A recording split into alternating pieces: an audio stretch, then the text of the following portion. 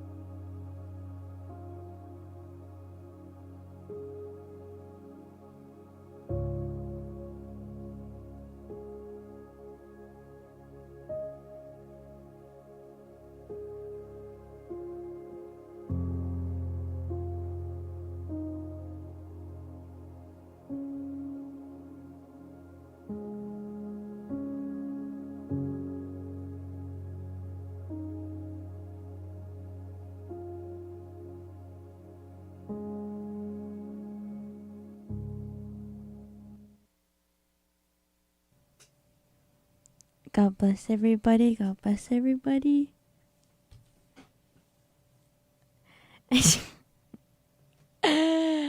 Woo! I had some technical difficulties here. I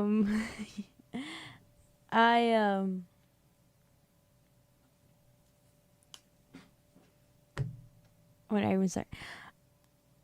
I don't know if you guys want to hear about the technical difficulties.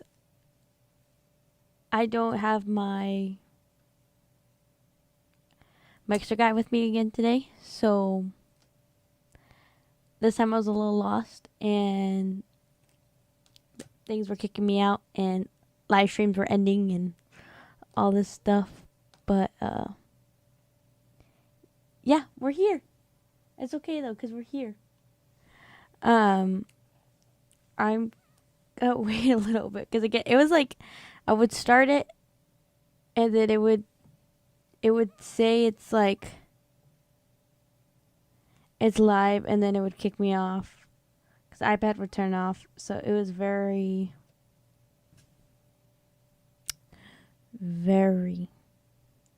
not working with me today.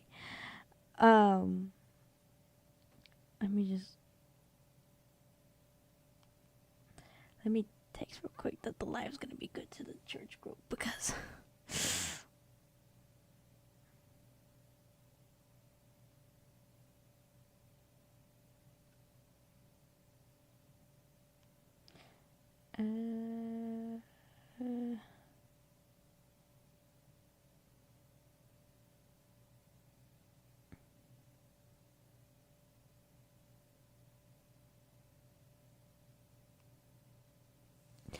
yeah, so that's kind of how what I was working with earlier.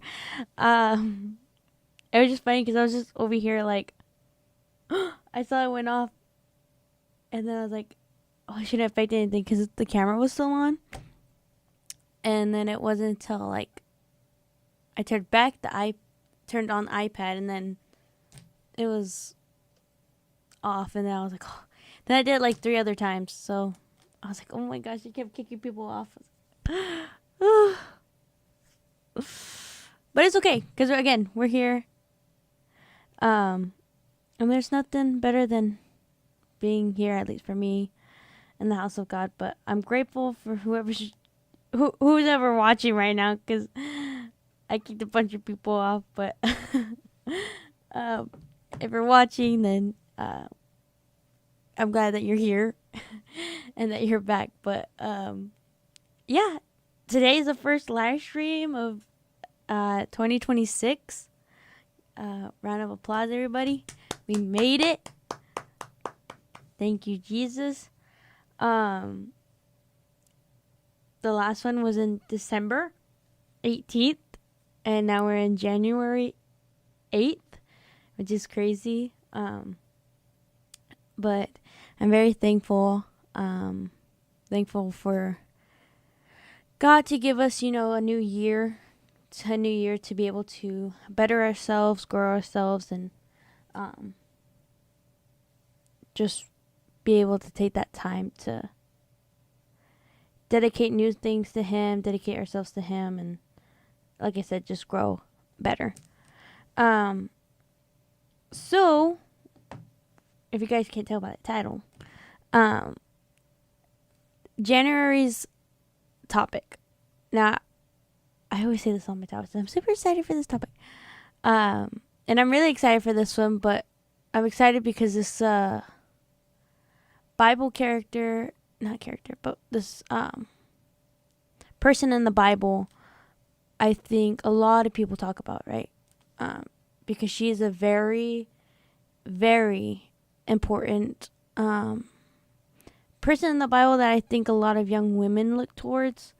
And we'll get to why here in a little bit. But as I was rereading this story and just kind of looking into things a little bit more, I really fell in love again with just how the book is laid out, how the story is laid out, how the characters are, how you can see it in a perspective of like, I don't want to say romance, but like it's romantic the way you look at their story, and it's romantic how you look at just her life and the way God moves in it, in all these people's lives in this story. But yeah, if you don't know who we're talking about, today we're talking about Ruth, okay? Not Sister Ruth, if you're watching Sister Ruth. But we're talking about Ruth in the Bible. And that's the title of this topic for this month is In the Fields. And as we're walking through this book together, 'cause what I want to do is I want to like read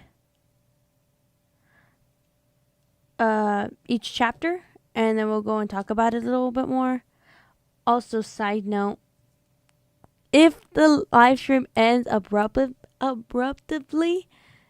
it's because iPad died and it shut everything off. I'm trying to charge it, but that's what was messing it up. But I'm like keeping an eye on it, so if you see me looking this way, it's because I'm trying to make sure it doesn't go down more.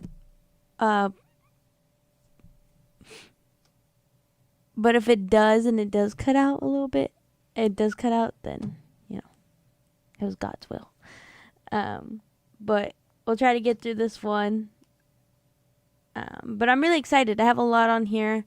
Again, as I was looking and going through it, it's just such a powerful story. And again, it's one of the stories that, you know, you hear growing up, because of course this is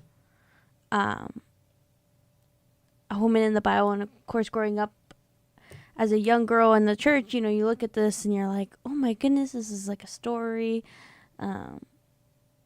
about a girl making this, you know, change and all this stuff, and you look at this stuff, but really digging deep into it, I think it has such a bigger meaning. So that's why I'm just going back to it. But so again, as we're walking through this together, hopefully we can just really sit and let God speak through this amazing amazing person that is in the Bible, this amazing story. But yeah, let's go ahead and get into it. So before we start off, the book of Ruth, I was looking at this, and probably a lot of people know it. But Ruth is the first book in the Bible that was named after a woman, okay? Which is even more powerful because she is a Gentile woman, okay? So an outsider, like a widow. And the book of Ruth takes place during the time of Judges. And that was one of the darkest times and the most unstable periods in Israel's history. In Judges 21:25, it kind of says, you know, kind of what they're going through. But it also says in there that everyone was doing what was right in their eyes, right? So that's kind of the battle that Israel was kind of already going through with this period of where Ruth is at, like this timeline. So there was like a time of course, this is where they were confused. There's a lot of suffering, you know, read the book of Judges and you can kind of see, you know, what more they were going through. Now, before we go into Ruth, I kind of wanted to dig a little deeper into Ruth's background, okay? Because again, like I said, she's the first woman to be named or have a book named after her, okay? Which again kind of already says a lot about Ruth herself and the character and the faith she probably had. So before we go any further, Ruth was a Moabite woman, okay? So Moab was a nation east of the Dead Sea. It is now modern day Jordan. Moabites were not Israelites. They were considered outsiders and often enemies of God's people. Ruth did not grow up, of course, with the law of Moses. She did not grow up going to the temple to worship. She did not grow up hearing the stories of Abraham, Moses, and the promises of God the way the Israelites did. And it honestly goes deeper than that, because you look at the Moabite people, and the Moabite people already came from a broken background, okay? So if you look in Genesis 19:30 to 38, you can kind of already see their history, right? It's Sodom and Gomorrah. The son is born from the older daughter, because you could look at the story yourself. And he was named Moab, and he became the father of the Moabite people. So Moab's original story is really kind of rooted in like shame and brokenness and sin, right? Plus with that, Israel and Moab kind of had like a tense history. Moab often opposed Israel, and you can see that in Judges 3. And the Moabite women once led Israelites into idolatry, and you can see that in Numbers 25. And then because of this, Moabites were often distrusted and rejected by them. And you can also see that in Deuteronomy 23:3. I'm going to pull that up real quick. That way we can... There you guys kind of understand. Again, this is Ruth background. Can I say 23:3? So it says, no Ammonite or Moabite or of any of their descendants may enter the assembly of the Lord, not even in the 10th generation. So from a human's perspective, from our perspective, Ruth had no place among God's people, right? And spiritually, Ruth would have been raised worshiping false gods, and primarily a god named Chemosh. So Chemosh was a fear-based god, and he was a god that was really tied towards war and like power and control, and even in some worship practices they would involve sacrifices, not good sacrifices. So when Ruth says in Ruth 1:16, and again we're going to read the whole chapter 1, and she says like, your people will be my people, your God will be my God. She's not just like choosing Naomi, she's like renouncing her old gods, and she's turning away from everything she was raised to believe. She was choosing God, and even though she's like never seen yet him bless her.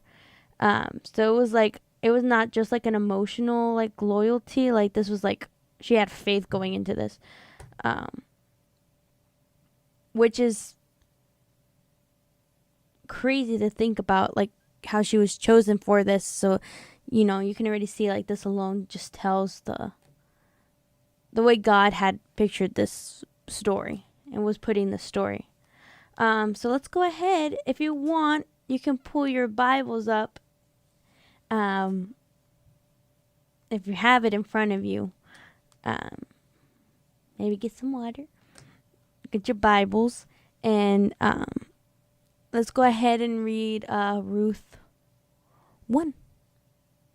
So it's Ruth chapter 1, verse 1. Oh, man. Okay. So it says, in the days when the judges ruled, there was a famine in the land. So a man from Bethlehem in Judah, together with his wife and 2 sons, went to live for a while in the country of Moab. The man's name was Elimelech. His wife's name was Naomi.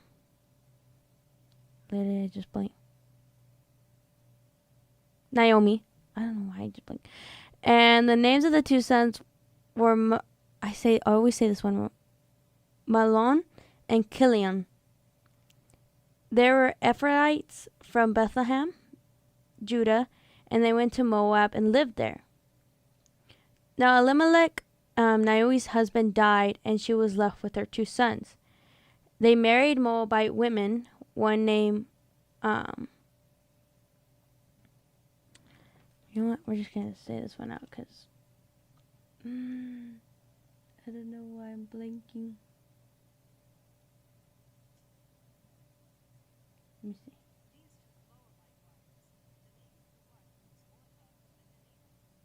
Orpah. And the other one was named Ruth.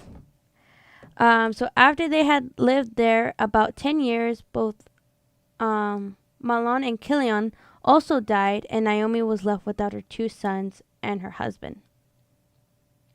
When Naomi heard in Moab that the Lord had come to the aid of his people by providing food for them, she and her daughter-in-laws prepared to return home from there. With her 2 daughter-in-laws, she left the place where she had been living and set out on the road that would have taken them back to the land of Judah. When Naomi said to her 2 daughter-in-laws, "Go back, each of you, to your mother's home. May the Lord show you kindness as you have shown kindness to your dead husbands and to me. May the Lord grant that each of you will find rest in the homes of another husband." Then she kissed them goodbye and went, and they wept aloud.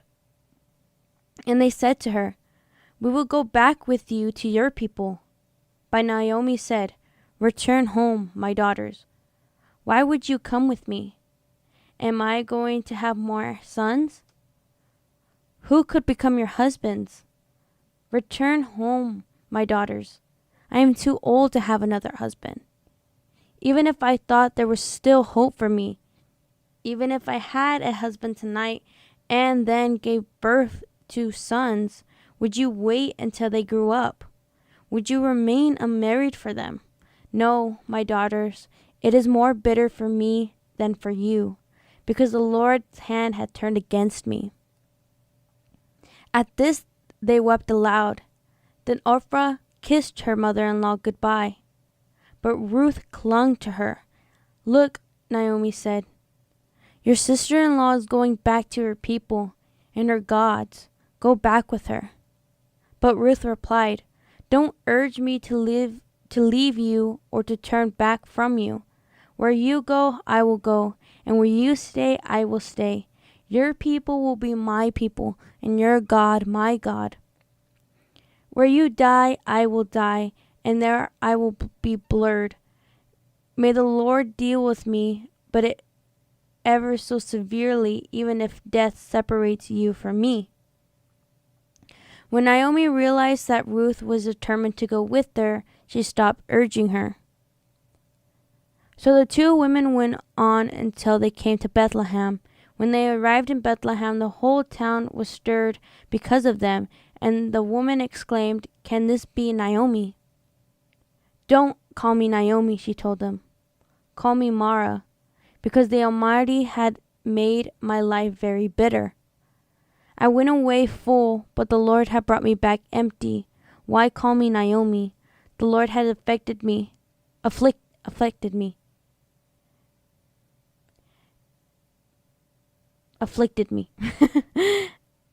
The Almighty had brought misfortune upon me." So Naomi returned to Moab, accompanied by Ruth the Moabite. Her daughter-in-law arrived in Bethlehem as the barley harvest was beginning. So we look at Ruth chapter 1, right? Opens in tragedy. Naomi loses her husband, then her sons die. Ruth becomes a widow. She's young, vulnerable, and she's far from home. Naomi urges Ruth to return to her people, her gods, and her old life, but that's when Ruth responds with saying no. Basically saying, "Look, I'm going to follow you. Your God will be my God. Your people are going to be my people." Kind of this like loyalty.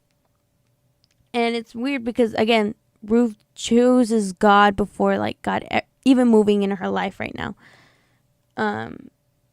She's choosing to trust this even in like these stages of grief she's going through too, right? Because right now it emphasizes how Naomi's feeling with the loss of her husband and her 2 sons, but Ruth is also grieving because she lost her husband as well. So she's, choosing to go with Naomi to this land. I don't know if she's ever been, right? To this land that she doesn't know, to these people she doesn't know. But she's choosing faith to, that it's going to turn out right. And this is where we go into 2. Now, I don't think I'm going to read 2 because the iPad's dying. And I don't know how much longer we're going to have, but we're going to keep going until this iPad gives out on me. Because I'm not going to give out unless this iPad gives out. So we enter the fields, right? And this is where the title is, right?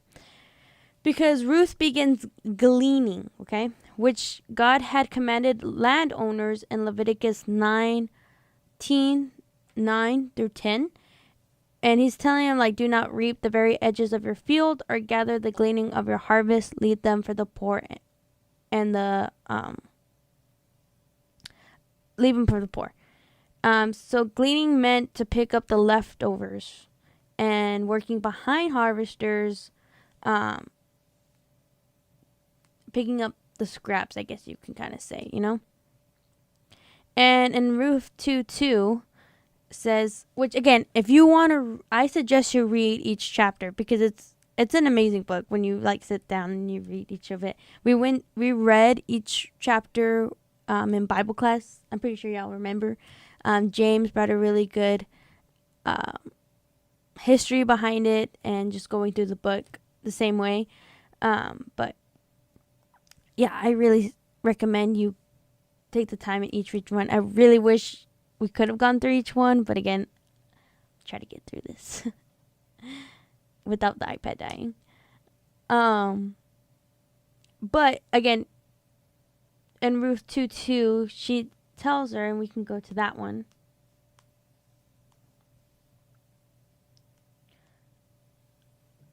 I guess we'll read 1 and 2 right now. So now Naomi has a relative on her husband's side, and it's a man of standing from the clan of Elimelech, whose name was Boaz. And Ruth was the Moabite said to Naomi, let me go to the field and pick up the leftover grain behind anyone whose eyes I find favor. It's such a good book. I really want to read it. Such a good one. So basically Naomi says, go ahead. So she went to the field and she began gleaning behind the harvesters. It turned out she was working in the field that belonged to Boaz, who was from the clan of Elimelech. Just then Boaz arrived from Bethlehem and greeted the harvesters. He said, the Lord be with you. The Lord bless you, they answered.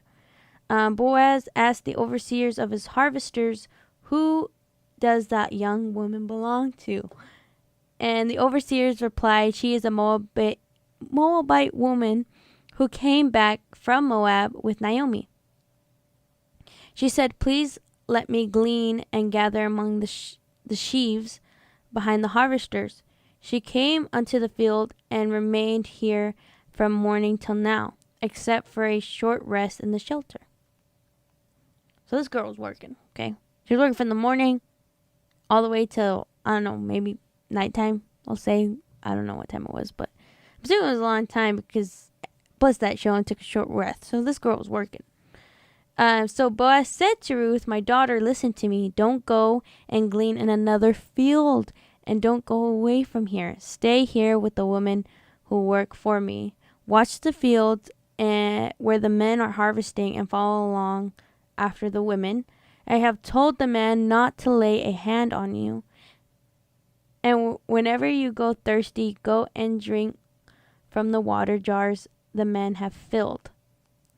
At this she bowed down with her face to the ground. She asked him, Why have I found such favor in your eyes that you have noticed me, a foreigner?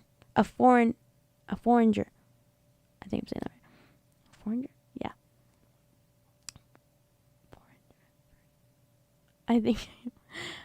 I don't have anyone in here to correct me. But Boaz replied, I have been told all about what you've done for your mother-in-law since the death of your husband. How you left your father and mother and your homeland and came to live with people you do not know before. May the Lord repay you for what you have done. May you be richly rewarded by the Lord, the God of Israel, under whose wings have you come to take refuge. May I continue to find favor in your eyes, my Lord, she said. You have put me at ease by speaking kindly to your servant, though I do not have the standing of one of your servants. At the meantime, Boaz said to her, Come here, have some bread and dip it in the wine vinegar. When she sat down with the harvesters, he offered her some roasted grain. She ate all she wanted and had some left over.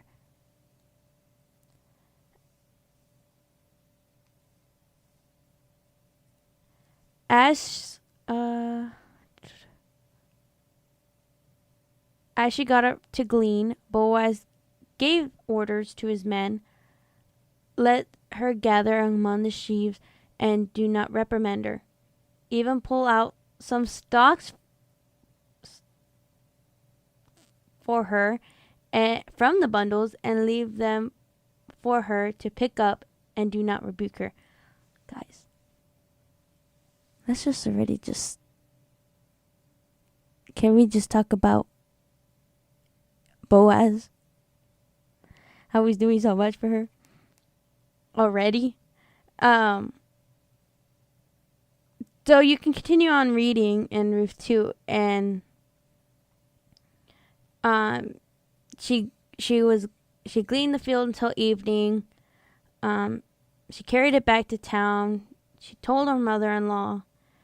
Her mother-in-law was asking, like, oh, like, where'd you work?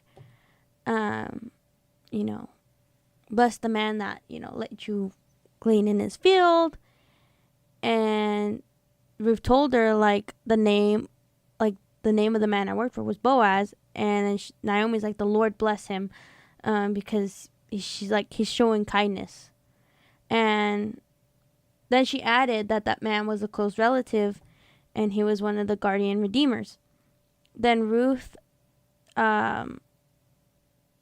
said that, she's telling him, like, he even told me to stay with my workers until they finish harvesting all my grain. And Naomi said to Ruth, it will be good for you, my daughter, to go with the women who worked for him, because in someone else's field you might be harmed. So Ruth stayed close to the women of Boaz to glean until the barley and the wheat harvest were finished, and she lived with her mother-in-law. Okay, so now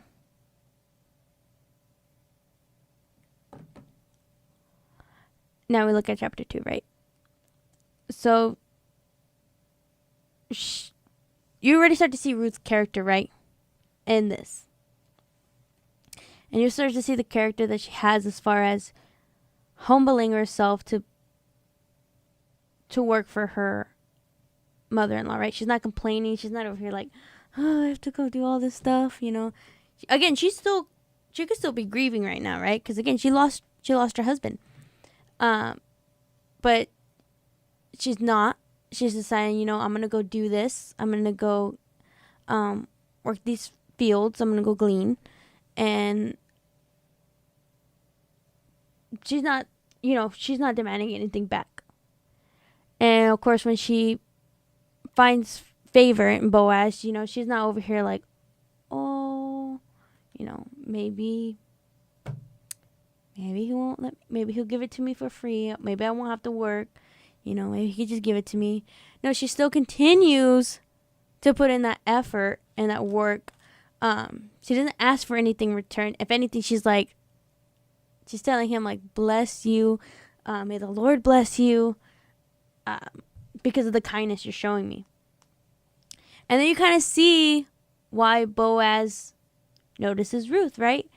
And again, she's not like purposely doing this to attract Boaz. This is just her character. And you can kind of see that in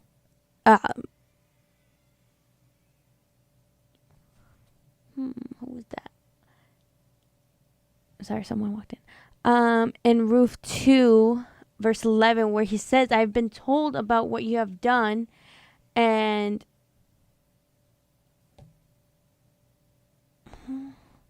I have been told about what you've done and how you left your father and mother and have come to live with people you do not know. So again, he's already kind of like seeing her character.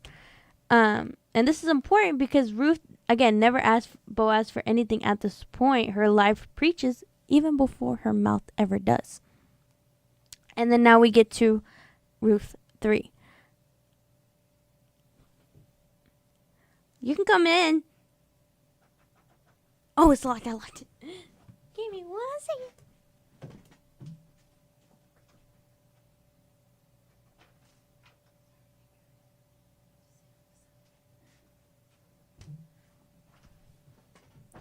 Guys, we have a surprise guest. Yes, you are. My mom's here to support me. My mom's here today to help me pronounce some of these names. Because I get really nervous reading, okay? So I'm like reading these and then I'm like, I either read too fast or whatever. So I wanted to make sure that you guys understand what I'm saying. But now we get to Ruth 3. So we're going to.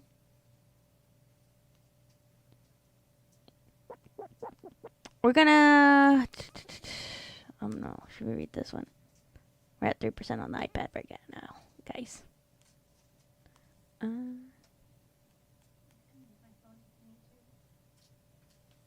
No, it's just the iPad is about the main one. No, not my iPad. Trying to explain. Yeah, we'll read 3. Let's go to chapter 3. You want to read 3, Mom?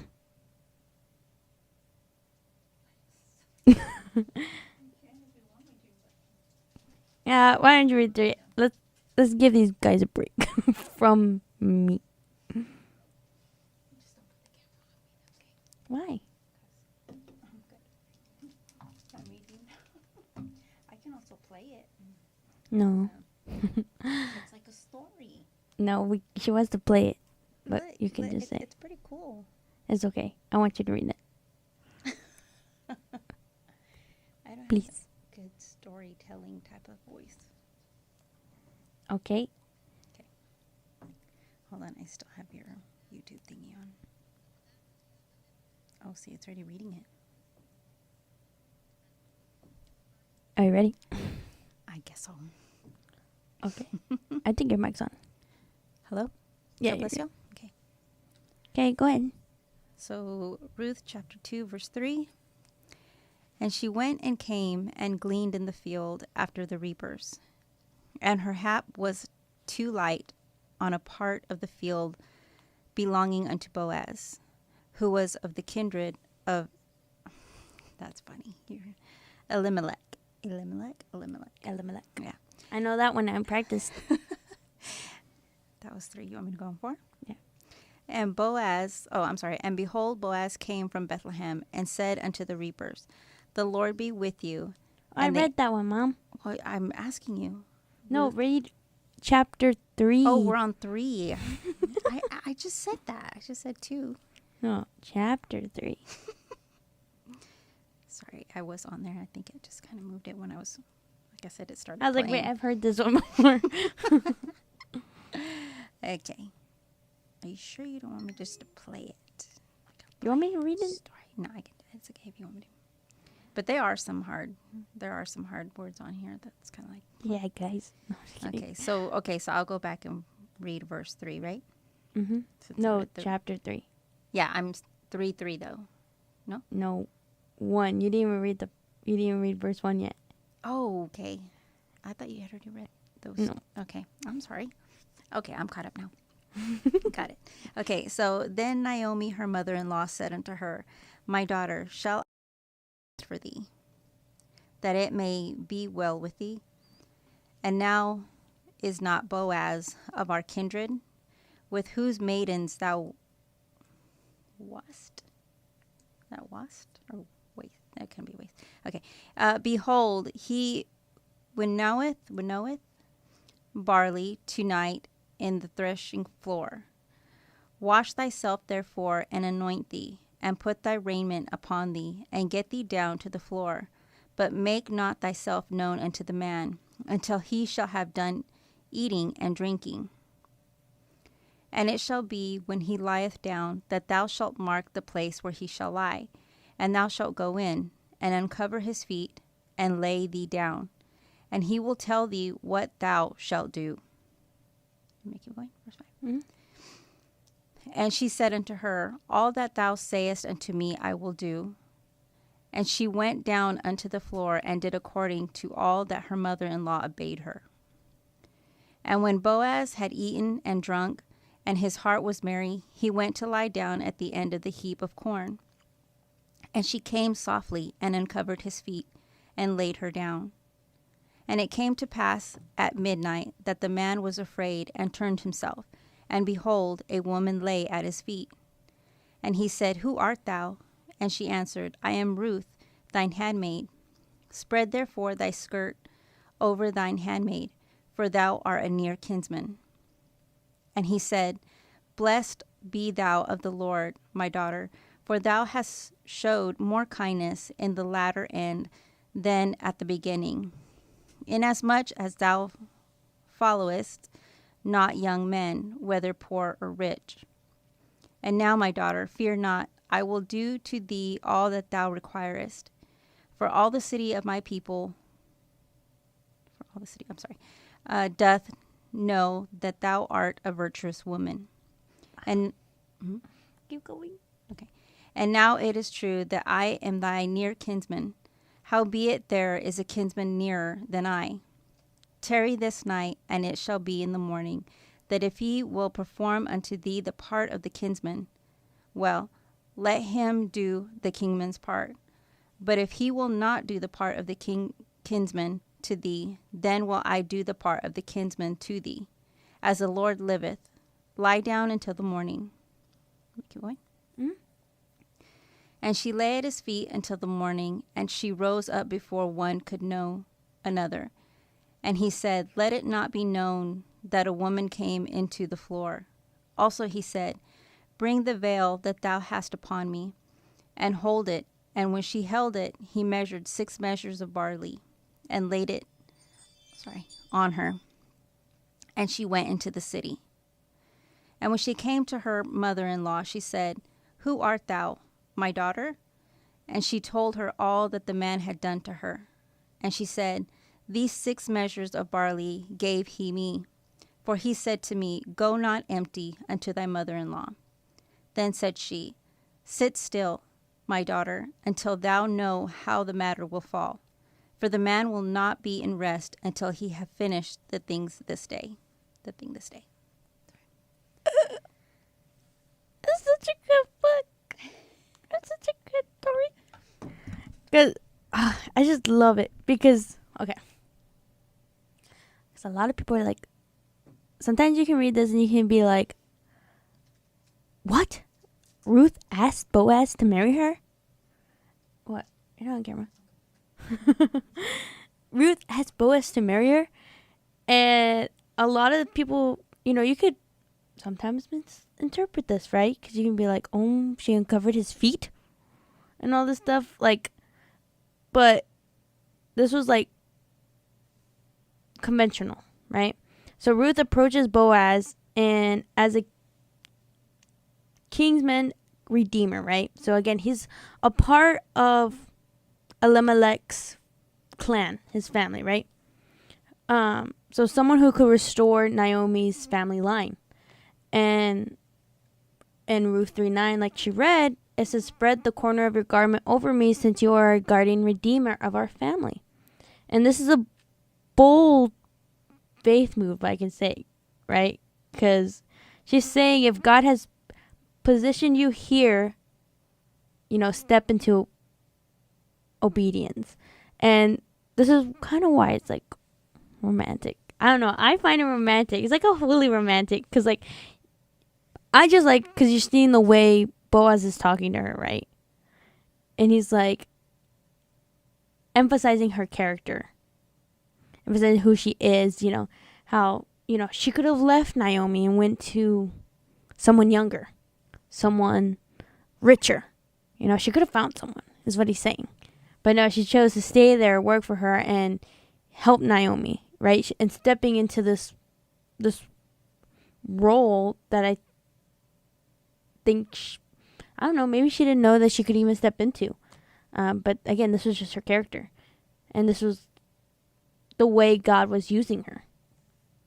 And Ruth, again, doesn't chase him. She never chased him to begin with, right? She never tried to catch his attention. She was just, her character did all the work for her. And she honors that process, right? She honors what God's going to do, how he's going to move. And Boaz responds with respect. Like, he's like, I've seen you. I've watched you. I've the town has seen you, your character.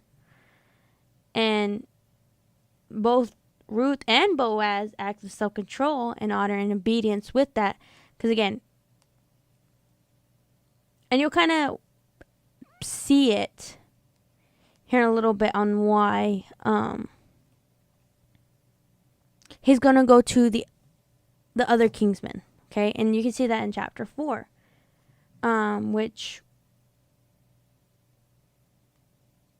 let me see. Get to chapter 4 real quick. Make sure the iPad doesn't die. Which we'll kind of skim through it. We'll read the ending. But this is just Boaz, the beginning of chapter 4, so like from 1 to 11, is Boaz going up to, this is Town Gate, but Town Gate is like the city council, basically, right? And he sat down there just as a guardian redeemer was, that he had mentioned to Ruth, was coming. Okay, so he sat down there and he took 10 of the elders of the town and said, sit here. Okay, so they're kind of having like a meeting, right? So it was Boaz, the other guardian redeemer, and the 10 elders, right? Because back in the day, you needed elders to witness an exchange kind of happening, and you kind of see like the culture, that's going on. Israel's culture, the things they had to do, because you're seeing this. So Boaz knows he has to go ask this man, because this, what is it? What do they call him? This guardian redeemer was closer to Elimelech, like his relations, like his family was closer to Elimelech than Boaz. So he has to go through him first, okay? So he's like, basically he sits him down, and again, this whole verses is him saying like, hey, you should buy Naomi's land. But when you buy the land, you're getting Ruth as well as a wife. And this is what he's telling him. The man then says, I can't do it. So this is where it kind of says they take off the sandals, they exchange it, which I looked into that too. And this is kind of like a symbol that, again, like I'm transferring my rights to you. So like you have the right to walk on the land. And they needed the 10 elders there to witness that. So you can kind of see Boaz's mentality. Like, he's like, okay. He kind of like agrees with it. Like, okay, I'll take on the responsibility. You can't do it. Then, he's not like, nah, I'm okay too. No, he blindly steps into that as well. The faith that I'll do it. I'll do the exchange, right? So again, the elders kind of witnessed this, and he says it today. You guys are witnessing, and then the elders. I kind of like this, but the elders at the gate say, "We are witness. May the Lord make the woman who is coming to your home like Rachel and Leah, who together built up the family of Israel. May you have standing and be famous in Bethlehem. Through the offspring the Lord gives you by this woman, may your family be like that of Perez, who Tamar bore to Judah." Which again is kind of crazy. Because this is a Moabite woman, right? Again, we already went through the history of the Moabite people and how they're already kind of like standoffish with the Israelites. Again, they weren't too fond of them.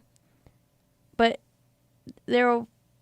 again, I like to see it because they knew Ruth's character. They knew who she was. They knew how she stepped into this faith blindly, how she was dedicated, she was devoted. And they see that in her, and they're like, be blessed. Like, may the Lord bless you. May the Lord bless your family, the generations that you have. And we'll get into that too, of the generations that, she's connected to, which is even crazier to think about. So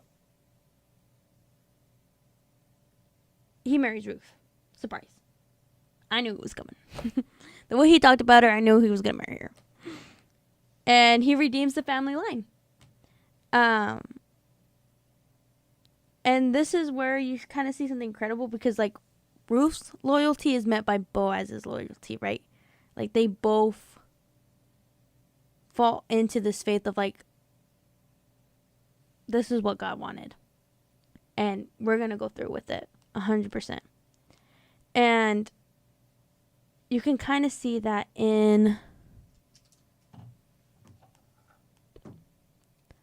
4:13 through 8 through 17. I don't know if you want to read that one too, Mom. Sorry. I can read it. I can read this one if you want me to. You want me to read it? I'll read it. It's okay. I read it because I really like this one. So Ruth 4:13. So Boaz took Ruth and he became his wife.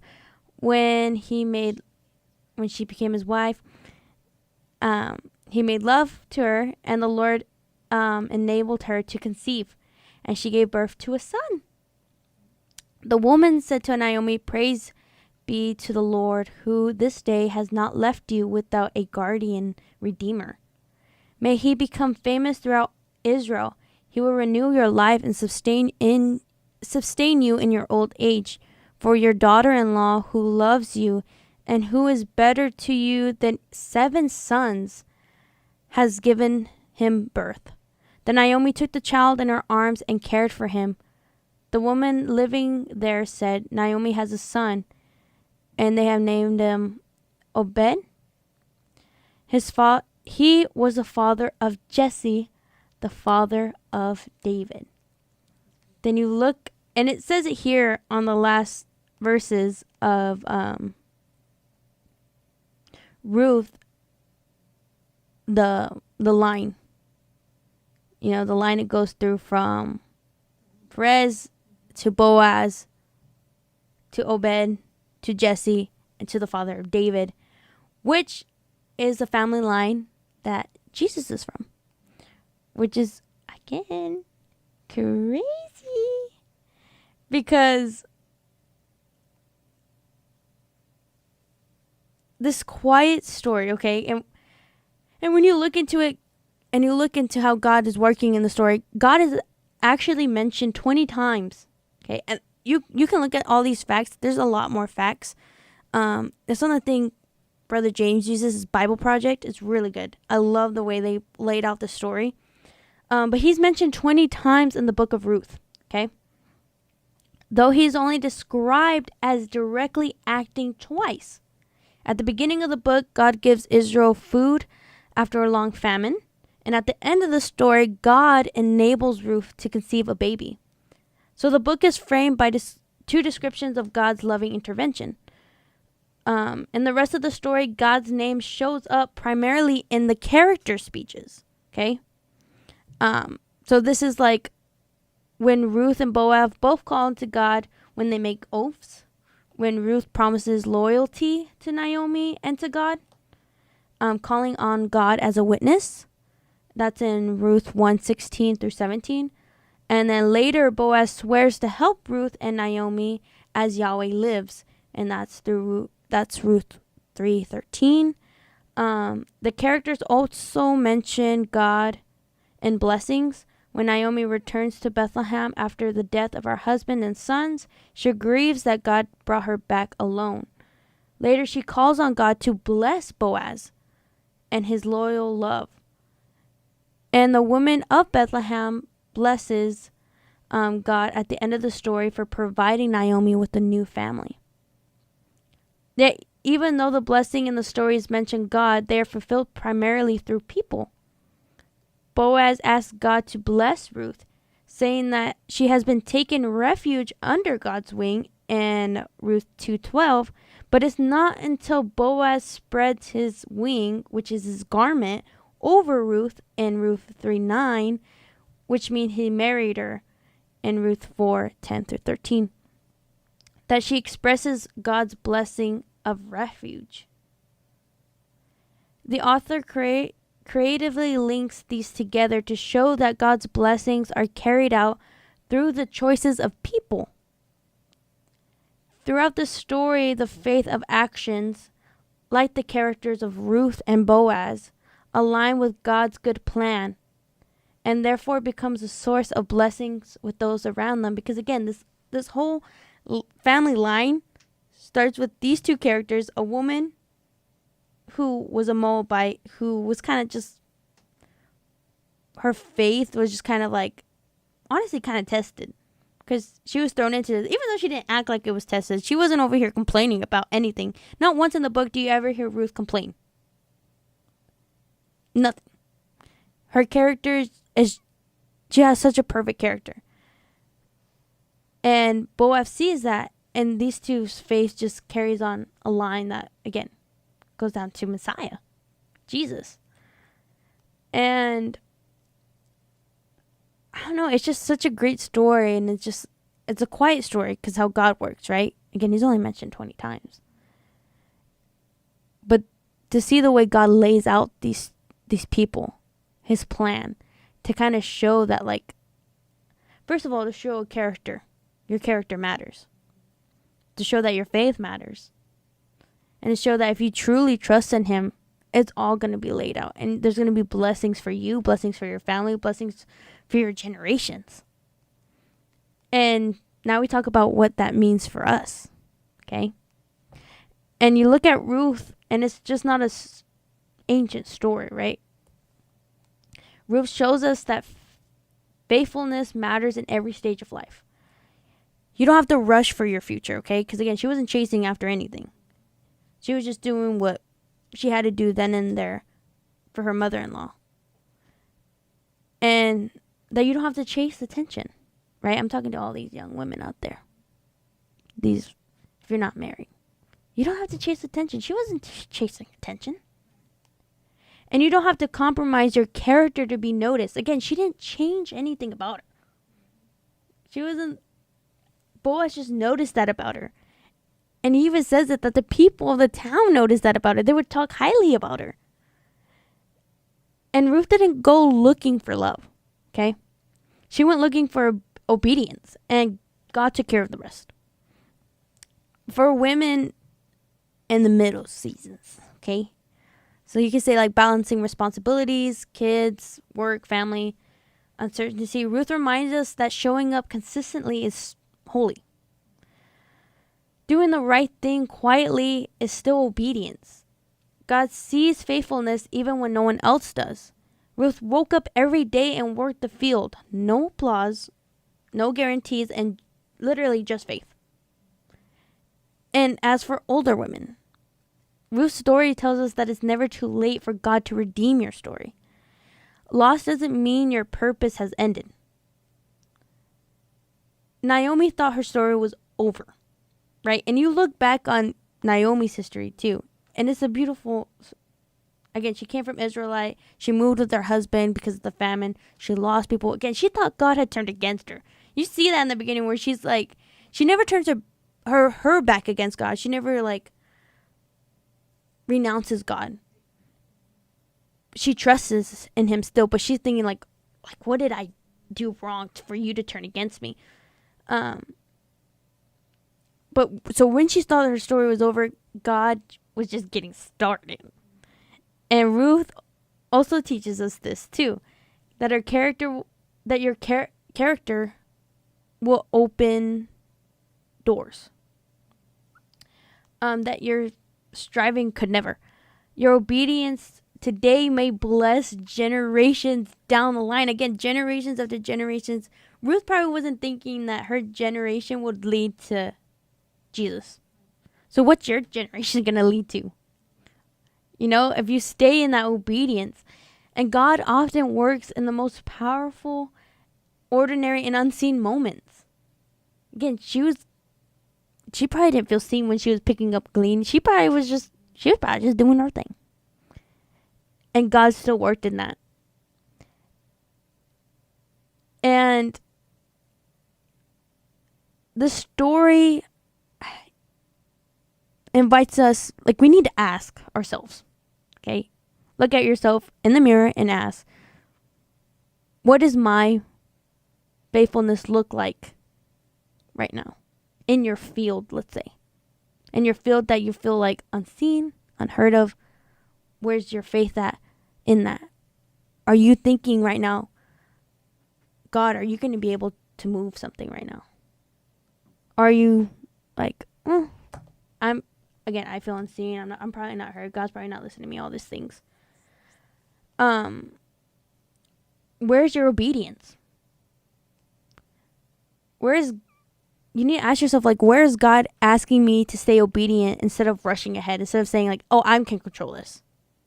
I got this. Again, where's God asking you to, like, stop and just listen? And are you trusting God with the outcome? Because you can say it all you want, but are you truly doing that? Or are you taking control for yourself? And you're, like, slowly changing things, again, to your character to match, I don't know, someone you like, or match how you want people to perceive you, or match your spiritual life because you're like, I gotta change these little things, but not truly change, just change the outer look of it. Because the truth is that the crowns are gonna come later, okay? But the field is gonna be what shapes you to who you become. And if you guys learned anything from Ruth today, which again, I learned a lot just reading the story. Because again, it's such a beautiful story. I love reading it. It's just the way he talks about her and the love about it and the holy love. It's just a pure love. And it's a pure faith from Ruth. But if you learned anything from this, I hope that it's a faithful woman. A faithful woman that no matter her age, no matter her background, no matter what season she was in, is never overlooked by God. That God is still going to use you. But again, what's your character going to be like in that moment? Are you going to conform to it, or are you going to back off and be like, not have faith in it? So, as we begin 2026, new year, again, that's why I wanted to bring this message, because look at your character this year. Are you going to stay the same character that you were last year? Or are you going to change? Because as we begin 2026, we can choose faithfulness over frustration. We can choose character